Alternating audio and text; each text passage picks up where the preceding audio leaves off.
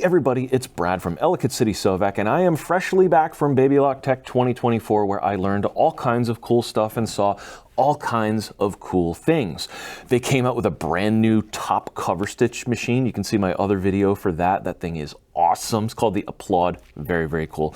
But I know that you tuned into this video not to hear about the new cover stitch machine, but to hear what I think about the Radiance after seeing it in person.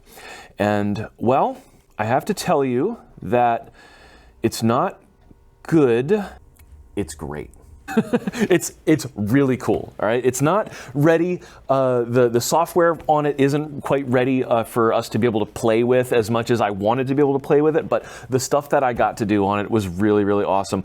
So many things that I was like kind of in my head concerned about, totally not concerned about anymore. One thing, the stitch regulator, it's fantastic. More on that in a minute. The hoop, oh my God, in my other video, I didn't say anything about the hoop because it said on the paper that I had, that had, you know, the specs, it said new hoop size, blah, blah, blah. This hoop has a new locking mechanism and side grips for fabric support. And then they came out with this picture right here, right, where I could see the hoop and I'm looking at it, I'm like, that's the same hoop closure that they've ever had. So I didn't say anything about it in my last video because I didn't want to, I don't know, I didn't know what to think about that because everybody that I talked to, I told it was gonna have a better hoop. And it does. You just can't see it from the angle in this picture. So I took a little video showing the difference of how that works. So in the current hoop,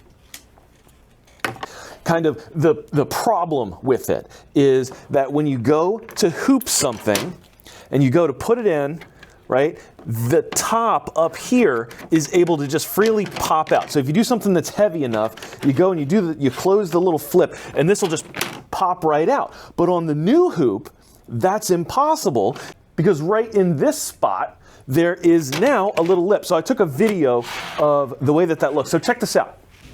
So you can actually see on here where I'm pointing to right there, that's actually the ledge that goes under the lip, and there's a closure on either side. So there's no way for the top of that hoop to pop up. And having the closure be on both sides, it locks in. And it's just such a good idea. It's such a good idea. If you asked me to design a hoop, I couldn't have come up with as elegant a solution as that. So I'm very, very excited to have that. That's been a problem with the Solaris, and one of the reasons that people love to use magnetic hoops so much is just how common it is for that to pop out of there.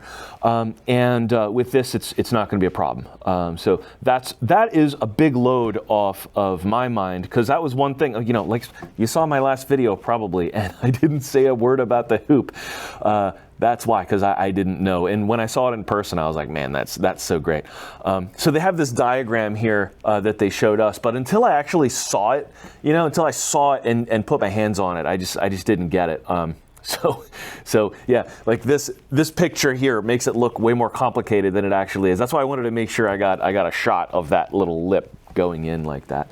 But so other stuff that I learned right off the top that you know, are questions that a lot of people have is, what is the size of the machine? What is the weight of the machine? And I'm here to tell you the good news. This machine doesn't weigh any more than a Solaris does, okay? It's 2 ounces heavier, but you'll never notice that. 43 pounds, and you know, rounded down, it is the same weight.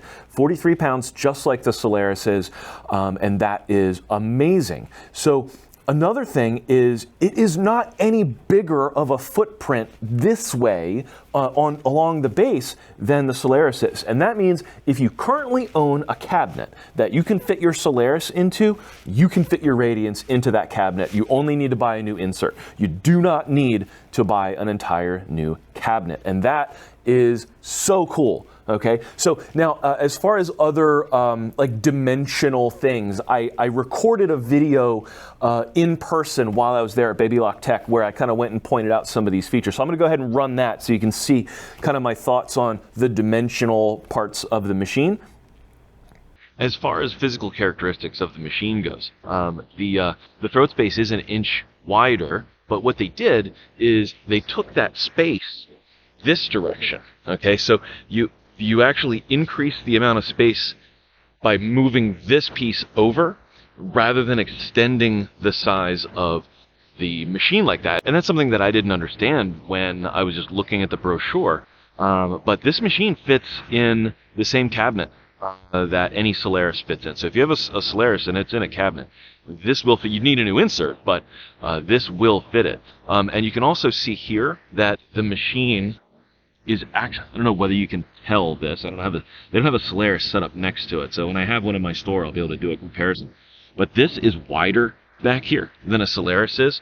And then when you add onto that the extension table that they have, you're going to have a lot of support for the weight of big heavy hoops. There's also no longer a pocket on the side of the machine. It's now on the top to hold your stylus. They don't have the stylus in here. And you can get a good close look at this, the way the winder is, how it winds an extra like 14 or so meters on there. Just for funsies, I want to show you where the projector is. Look at this massive, see if I can get my camera up under there. There we go. That's the projector bulb. That's what's projecting the image onto the bed of the machine. It's massive in there, and that is why they had to extend the size of it. Something else that's different, it's not a big deal, but it's different, is the thread cutter is actually up under here, and they had to put it there because it's basically, it's in the same spot that it would be on a machine that didn't have this big bulge there.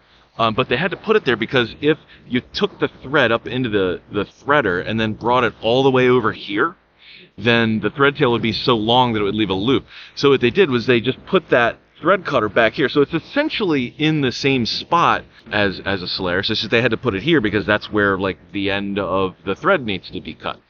So that's an interesting difference. Right here we've got indentations, little arrows, and you've got the same thing on the extension table. You can see it on the back of that machine there. And that opens up a little door, right? So this little door here opens up, and that's what it's locking into, and that closes when you're not using it, so dust can't get in there. I think that's pretty neat. I actually had, when I was in the Radiance class, I was able to put my hands on that little table. So check this out. So you grab, it's got a little part where you grab underneath, and you pull your hand in, and it takes these little spreaders and opens up a little thing that goes into that little, where that door is. And just like this, you squeeze it, and that opens up. And so there's arrows, like I showed in the video, there's arrows, you just line them right up and it clips right in. So that is awesome. And I love the fact that that extension table clips onto the extension table for the machine. How cool is that? Like, it's just like a little bonus that you get to clip that in. So that's really neat. So let's see, in my last video I said, oh, maybe it'll talk to me. And yeah, so that's a thing that it's going to do too. It will have voice commands, and yes, before you ask, you can turn them off if you don't want the machine to talk to you, which we'll see. But something neat about it is you'll be able to change the voice from like a male to a female, and there's going to be some options for that are going to be neat. They didn't quite have that up and running yet for me to play with. Something that you can't really tell from the pictures is the way that the dual purpose pen is. Instead of having two different pens now, that pen stylus that allows you to interact with the projection, on the other side of it, it has just the narrow tip. So there's a little metal cover, you pull that off, and it's got the narrow tip for you to draw on your screen. So that's good. We don't need to have like two separate tools anymore. Another feature that I think is going to be really excellent, even for some, if you've had a Solaris forever, right? I bet that somewhere in the machine there's a button that you don't know what it does. You look at it and you're like, I don't know what that button does. I'm not going to hit that button. Well, now what you'll be able to do is press the button with a long press, and it will come up, a little menu will come up and say what the button does. Like, this is for resizing, or this is for rotating, or whatever the button is, it's going to come up and give you an idea of what you're supposed to do with it. So that's excellent. I mean, I love little things like that where you don't have to go and look something up. You know, like if I see a button and I don't know what it is, and I don't care what it is because I'm doing something else, I might never figure out what that button does. But if all I have to do, I don't have to go look in a book, all I have to do is touch it for a second and it tells me, then I'm much more likely to figure out whatever that feature is. So I think that is amazing and a really good idea. And apparently, if you're using a mouse, then all you have to do is hover. So using your mouse, you just hover over it and it'll say, you know, whatever the name of that tool is. So that's going to be pretty cool. And speaking of a mouse, I said in my last video that you're going to be able to use a wireless USB mouse, and that's true. but you'll also be able to use a Bluetooth mouse. That means you won't need to even have a dongle, because the dongle, dongle style mouse is like for a computer, but this machine is going to be running Android, and it will have Bluetooth built into it, and you'll be able to just pair a wireless Bluetooth mouse with it. And then you have both your USB ports open, so that's pretty cool. Okay, so for the guidelines, I mentioned in my last video this crosshair style guideline, which it does, but there's also going to be like a bullseye style guideline. And speaking of guidelines, something that didn't occur to me to talk about, even though it was there in this picture, is the fact that the guideline is now projected not merely in front of the foot, but also behind it. So you can see a much longer line. It goes 50 millimeters behind the needle and 90 millimeters in front of it at its maximum size. So you can really see if you are straight or not when you're doing that. I looked at the picture, I saw it, it just didn't occur to me that that's what was happening, was that I'm seeing behind it. So, the fact that we've got our guideline going behind the needle, that's awesome. That's really, really cool. We're also able to do some wider angles for the angle guideline option, where it shows both where the stitch is going to go and where the seam allowance is going to be at an angle. So previously we had like 4 of these. Now we've got a whole bunch, and we're able to do a lot of these angles that we couldn't do before because the line wasn't able to go behind the needle. So that's an aspect of the way that the guideline projection is going to work. Oh, and I thought that there were 3 modes of guideline originally, and when I saw that there were 6 modes of guideline, I thought there were going to be 3 new ones. Well, it turns out that off is considered one of the modes, so there's actually only 2 new modes. But yeah. Another thing that's really neat is this buttonhole preview thing that it's going to do. It's for spacing your buttonholes, so you can see, okay, this is the buttonhole that I'm doing. Here's where the next buttonhole needs to be. Now, I didn't manage to get a good picture of it doing that. Trying to photograph the projector is very challenging. I figured it out at one point, but it was kind of after they were already doing the buttonhole stuff. But I do have a couple of pictures that show, an idea of how that works. It's really cool. I mean, I'll have to show it to you in person when I have the machine finally. But basically what it does is it uses the projection to help you space out, okay, here's where this buttonhole is, and then I can move my shirt or whatever it is, and I can see where that last buttonhole was and where my next one needs to be if I'm spacing them. And I can put in what spacing I want for it, for the buttonholes.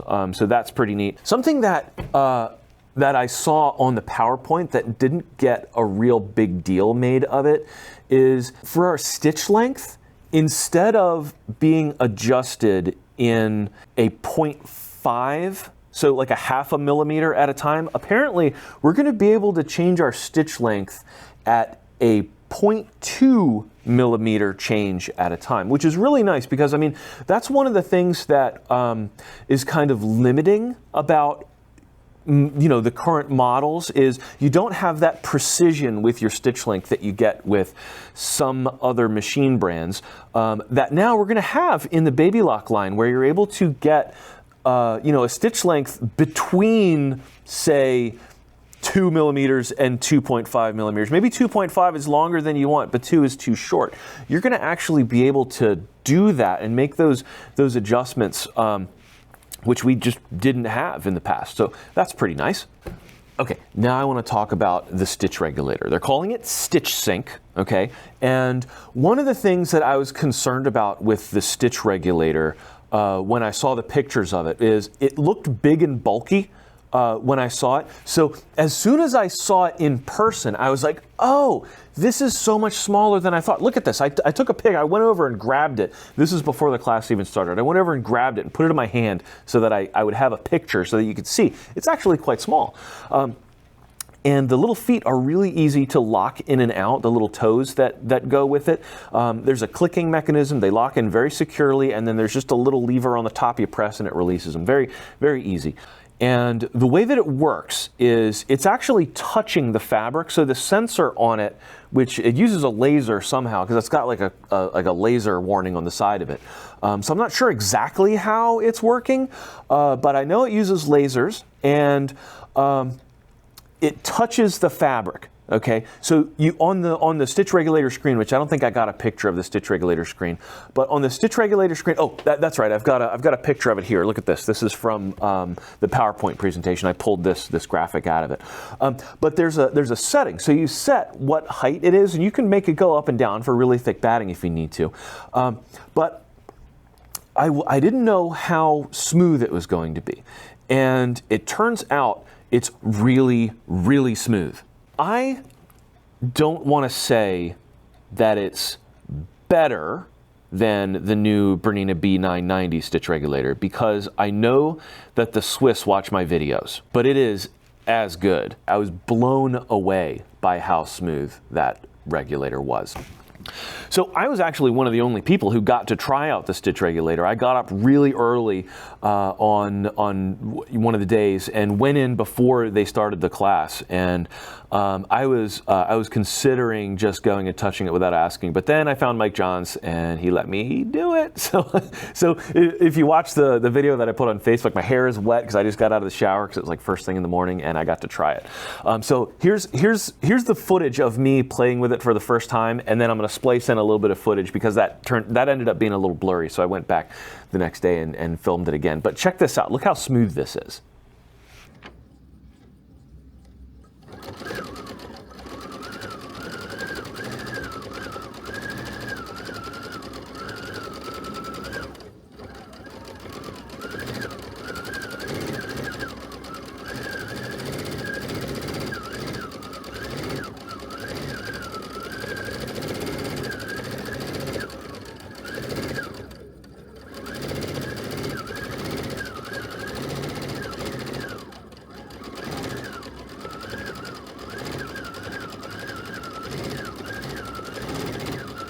That is so good. All right, so that was the continuous mode. I want to try the precision mode, or they call it intermittent mode now. All right, here we go. So I'm gonna.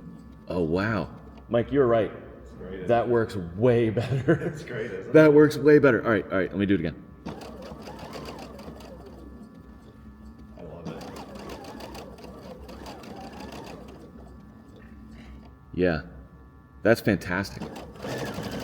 And you know, I really thought that this thing was going to be a lot bigger, and it's not. It's so small, it's unobtrusive, and that's great that they give you the line back here. That's pretty good, right? That's pretty good.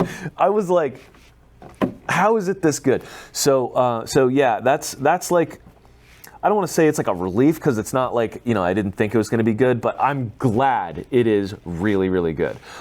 So that is awesome. I can't wait to have one in the shop to be able to demo that and have John do it. I mean, I'm like an oaf trying to do free motion quilting. I want John, who, if you're not somebody that's familiar with our store, John does like incredible free motion quilting. I want to see what he does with it because it's going to be really excellent.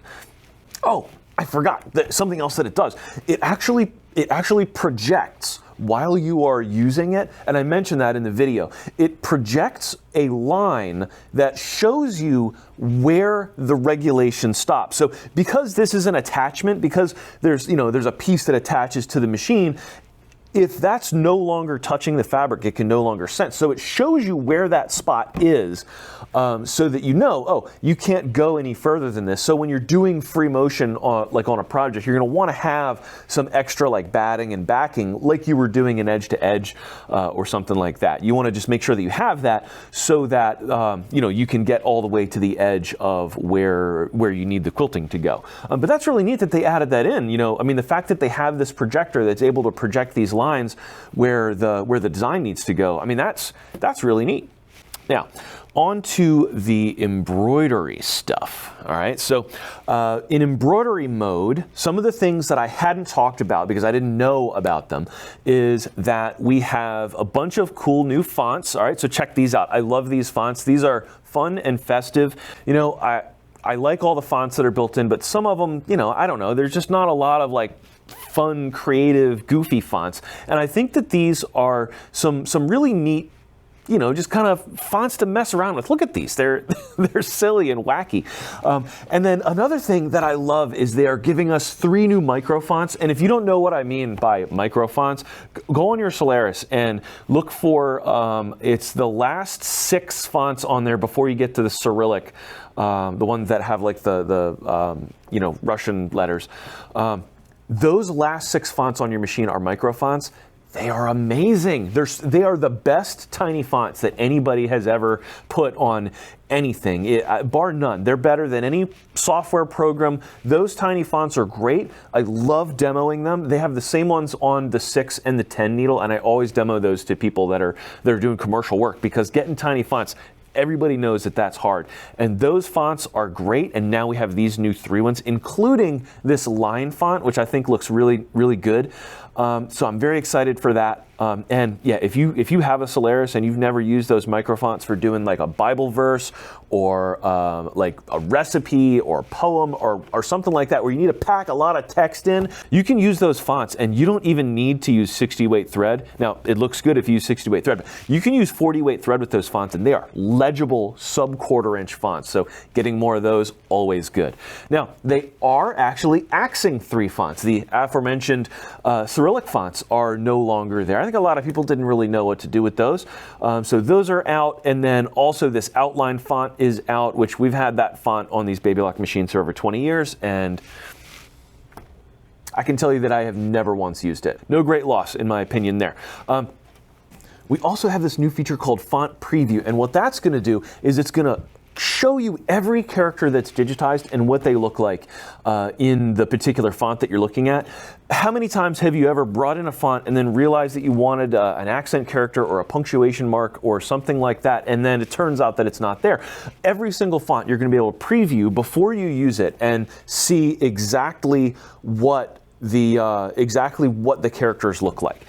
And while we're talking about fonts, there is another thing that they did that was, again, just like kind of like a bullet point in the PowerPoint presentation, but that is like, finally, you no longer have to put in a letter first and then choose your size for the font, okay? And if you do lettering on board the program, you know what I'm talking about here. You can set the size ahead of time when you set the font, and it's no longer large, medium, and small. They do by like font, like point system. So you set like, you know, I want it to be 50 point or whatever, and it comes up. Of course, you can also size it in inches too.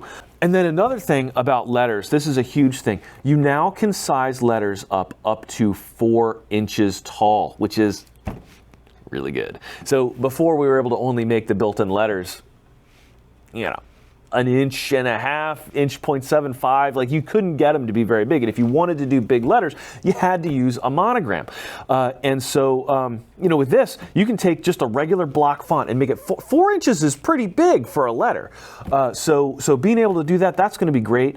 Gives us a lot more freedom to use our fonts in different ways and for different things. So I'm a big fan of that. And speaking of monograms, look at this new monogram font. This is gorgeous. And I got some video of it too. Look at this.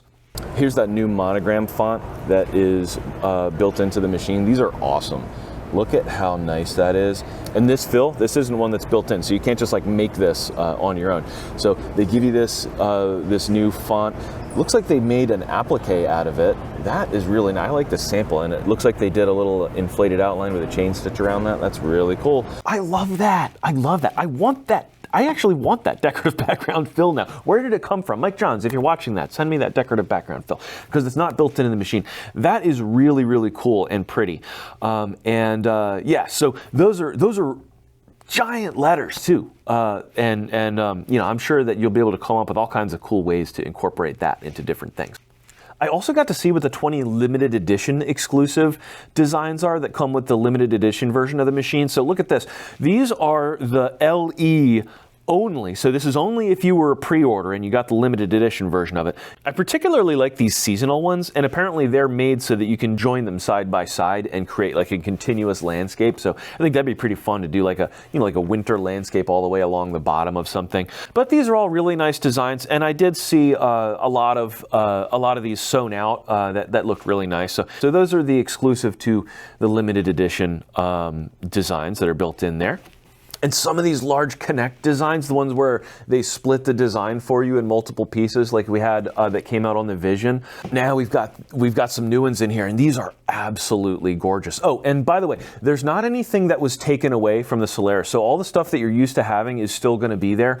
You don't have to worry that, oh, my favorite thing is not going to be there anymore. It's all still there. So the existing large Connect designs that we had, they're still there. These are striking in person. Just having a design that is one continuous design with no visible breaks in it, they really look amazing. They also added the crochet lace into this, which was something that they had on the Altair 2, but not on the Solaris Vision. So this is new, and these are really pretty when you sew these out. I have a couple samples in the store, but it's a really nice looking lace design, especially if you use like a matte thread so it doesn't look like embroidery thread. Really, really cool. And they've even got some new long stitch designs. So I think we only had like 10 of these before, so they're adding a bunch of these. These are really nice. Long stitch designs are fun because there's, it looks like it looks like thread art, like where you would have those pins, and they're really nice looking, and you can do some creative stuff with those. Like they sew out really good on cardstock, and you can make greeting cards with them. It's kind of neat. Of course, we still have the edge-to-edge ability, and we do get 5 new edge-to-edge designs. Still no way to incorporate new edge-to-edge designs, but the Japanese developers were literally in the room watching everybody ask for that feature, and we kind of impressed upon them that, pretty please, we really want that. So hopefully that ability comes in an update. But these new 5 edge-to-edge designs are really nice, and we also get 5 new quilt sashing designs, including a border where it's just like that edge-to-edge one with the sewing theme, which I think is the best one out of the edge-to-edge designs, in my opinion. It's one I always go to in a demo, and so that's really nice. So we get these new sashing designs too for doing borders. IQ Designer, I showed you in my last video that we have in the IQ Designer these new 6 decorative fills, but something that I didn't know is there's a new line stitch type in IQ Designer. So we had always a satin stitch, and they called it a zigzag stitch in there, but it was really a satin stitch, and now we have a true zigzag stitch. You couldn't adjust the properties enough of the satin stitch to make it a zigzag. And so now we're going to have that. We're going to have like an actual zigzag stitch. So if you want to make an applique where it looks like you just used a zigzag on a sewing machine to tack it down, you can do that. So, like athletic letters sometimes look better that way. So that's really nice that we've got that. I don't know of any other new features in IQ Designer. There may be some. They're escaping me at the moment if there are.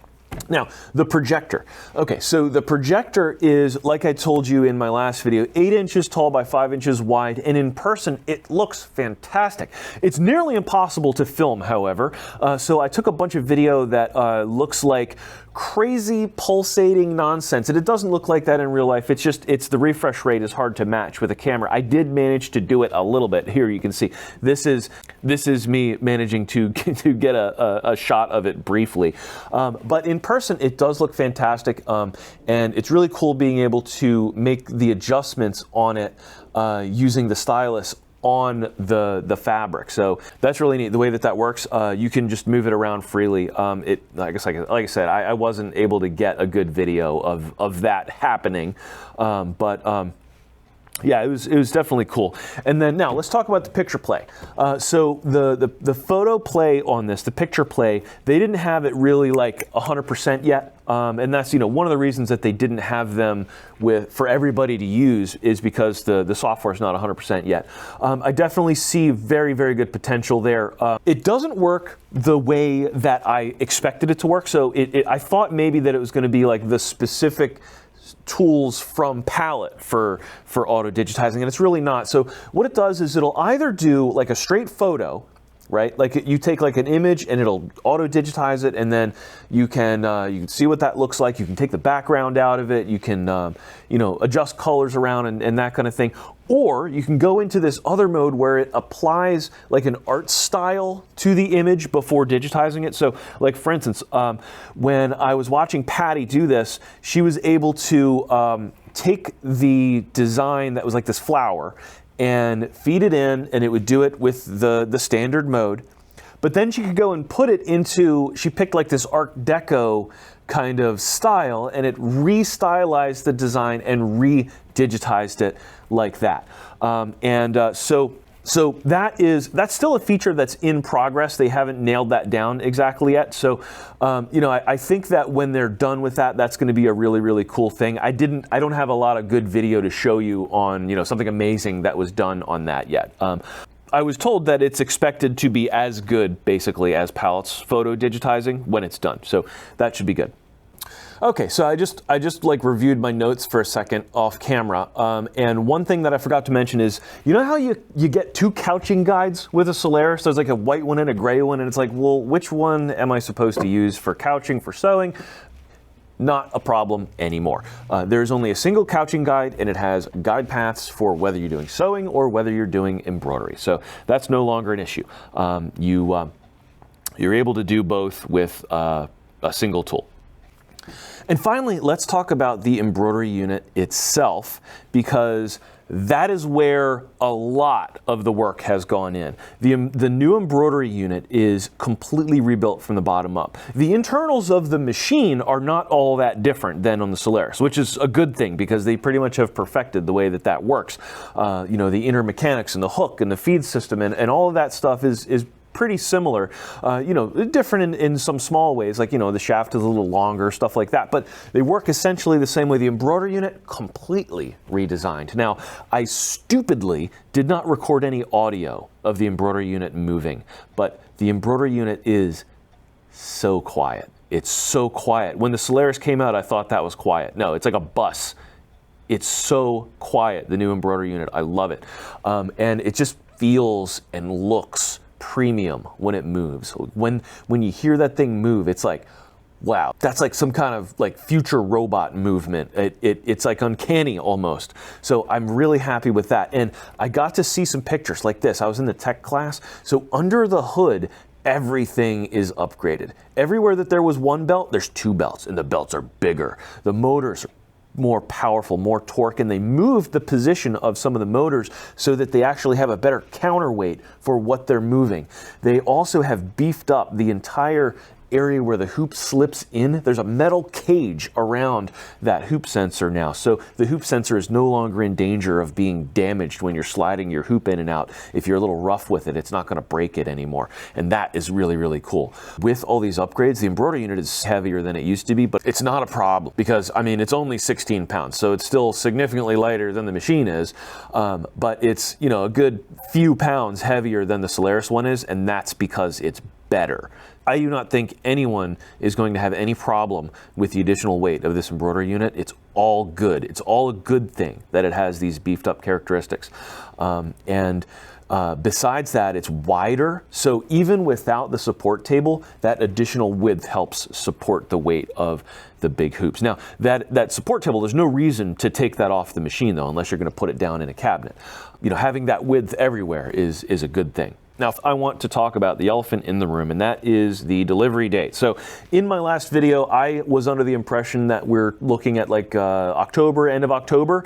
Now they're saying probably end of November, beginning of December for the limited edition machines to ship. And that's because the user interface is not quite 100% yet. A lot of stuff is good, but there's still some bugs that they're working out. And I was assured that if it's not ready, it's not shipping. So they're estimating November. If it's not ready in November, though, guess what? It's not going to be November. If it's not ready in December, it's not going to be December. It's going to be released when it's perfect. They are very cognizant that nobody wants a machine that has bugs that doesn't work correctly. So they think that they're going to have it by the end of November, but that's not set in stone. I was told that that's what they expect, though. Now, the reason that this is taking so long is that they have completely upgraded the operating system, okay? It is now going to be running on Android, like, a phone or a tablet or something like that.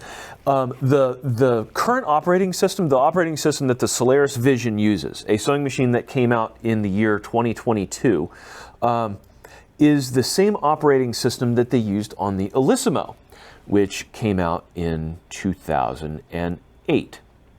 So it's time. It's time for a new OS. And just because it's a new operating system doesn't mean that it's going to look and feel unfamiliar to you. I got to play with the machine.